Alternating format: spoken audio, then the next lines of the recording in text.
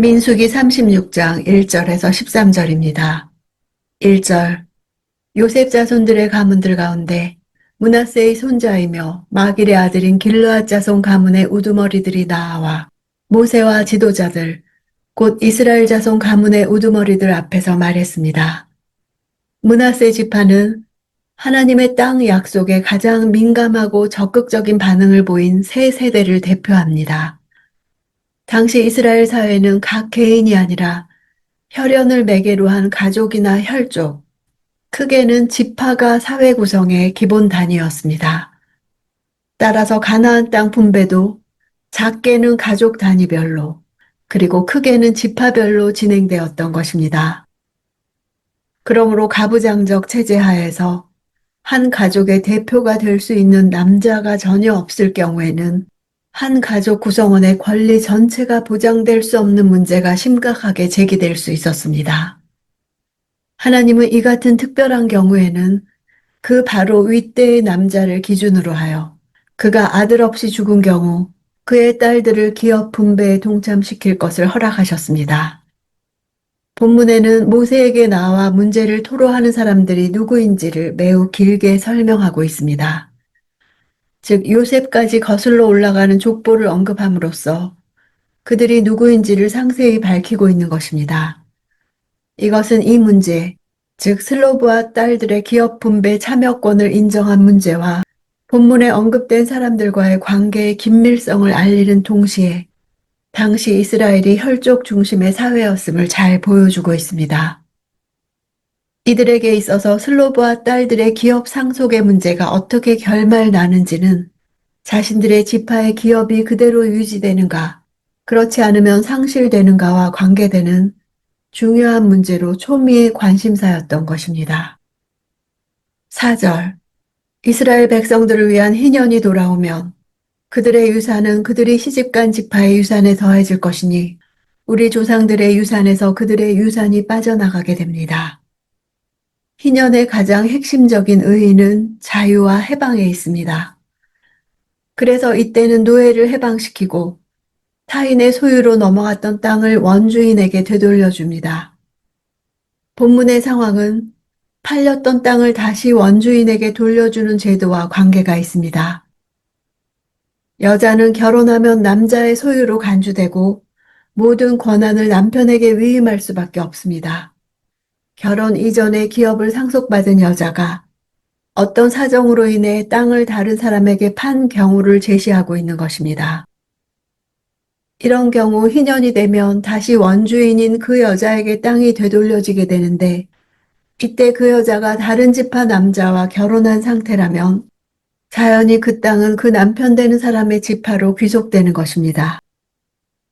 가나안 땅에서 분배받을 기업은 곧 지파의 생존권이 달려있는 중요한 삶의 터전인 동시에 지파의 힘을 나타내는 중요한 척도였습니다.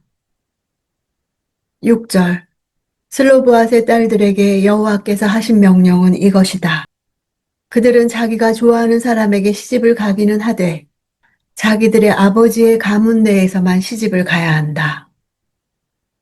아버지의 가문 내에서만 결혼을 하라는 조건은 남녀의 결혼 문제에 있어서 결혼 당사자의 생각과 사랑이 가장 소중하지만 하나님의 백성 전체의 관계를 유지시켜주는 기업에 관한 문제가 우선한다는 관례가 됩니다.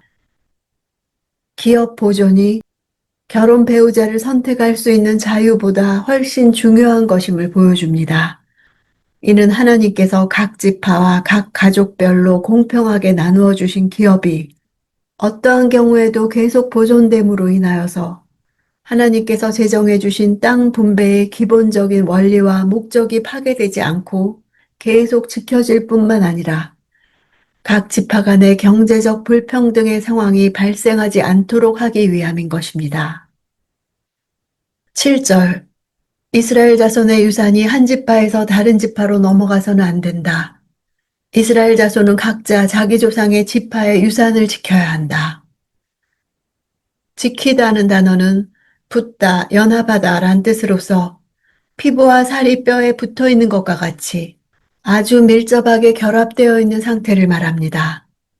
이스라엘 자손은 그 조상 지파의 유산에 붙어 있으라는 것은 하나님이 처음 각 지파에게 주신 기업을 지키며 그 기업 안에서 사는 것이 얼마나 중요한 일인지를 말하는 것입니다. 땅에 대한 구약 성경의 기본적인 원칙은 그 기업을 결코 매매할 수 없도록 한 것입니다. 이는 경제적인 차원에서 볼 때 이스라엘 각 지파가 평등하게 살 수 있는 기반을 조성하는 것으로 각 지파는 자신에게 있는 기업을 영원토록 소유하므로 농경사회에서 자신의 생계를 유지할 수 있는 농토를 확보하게 되는 것입니다.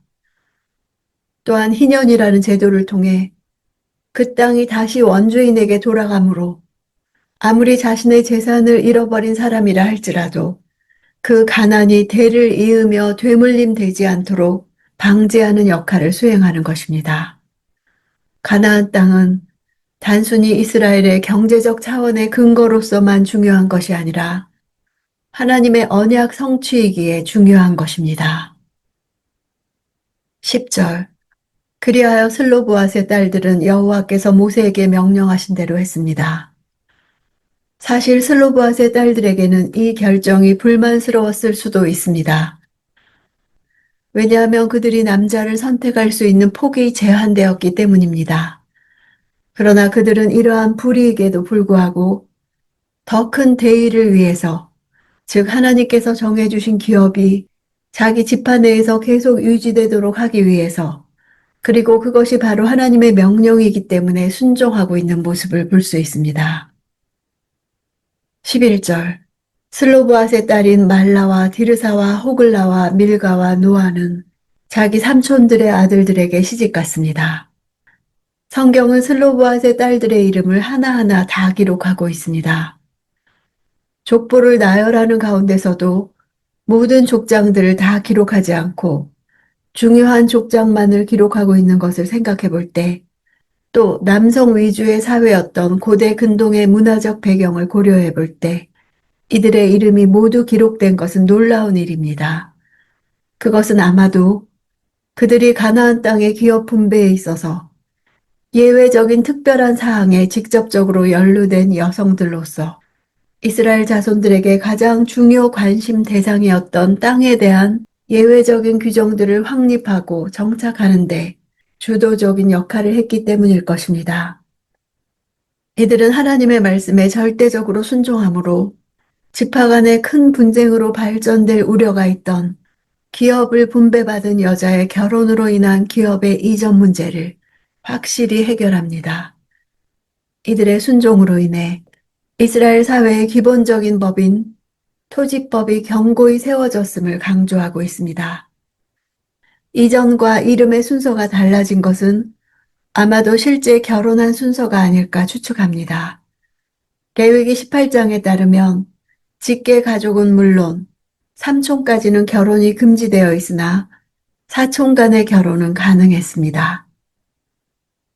12절 그녀들이 요셉의 아들인 므낫세 자손의 가문으로 시집감으로써 그녀들의 유산은 그녀들의 아버지의 가문의 지파 안에 남게 됐습니다. 이스라엘에게 땅의 문제는 단지 부동산의 문제가 아니라 이스라엘에게 주신 하나님의 약속을 상징하는 것이자 언약 관계에 대한 구체적인 표현입니다. 이스라엘 땅의 의미는 주변 국가들의 삶과 대조되는 방식을 제시합니다. 땅은 삶의 경제적 기반에 그치는 것이 아니라 구원받은 하나님의 백성이 그의 말씀을 실현해야 할 토대로서 의미를 갖습니다. 이것이 주변 국가와 다른 삶의 방식입니다. 그러므로 땅은 이스라엘에게 하나님이 주신 기업이요 약속을 상징하는 것으로 굳건히 지켜야 함을 민수기 맨 마지막 장에서 다룬 것입니다.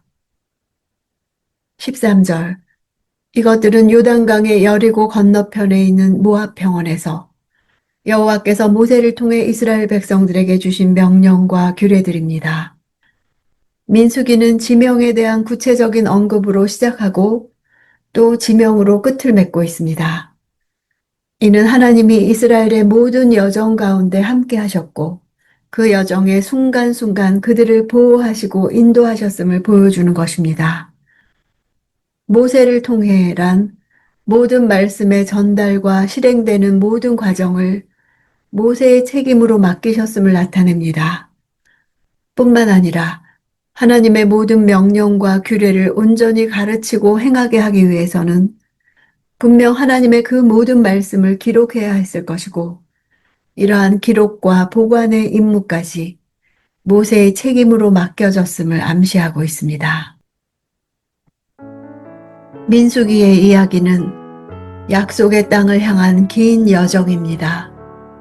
그 이야기가 땅의 분배와 그 땅의 이전 금지 조항까지 빈틈없이 확립하고 끝나는 것은 매우 멋진 마무리입니다.